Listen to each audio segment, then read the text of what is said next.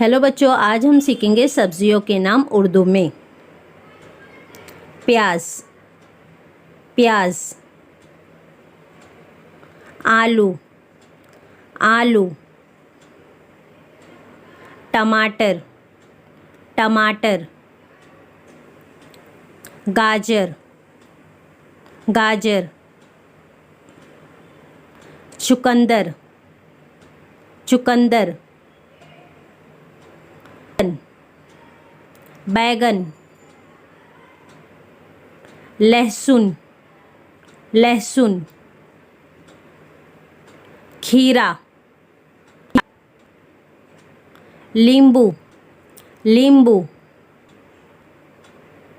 रतालू, रतालू। If you like my video, please like, share and subscribe.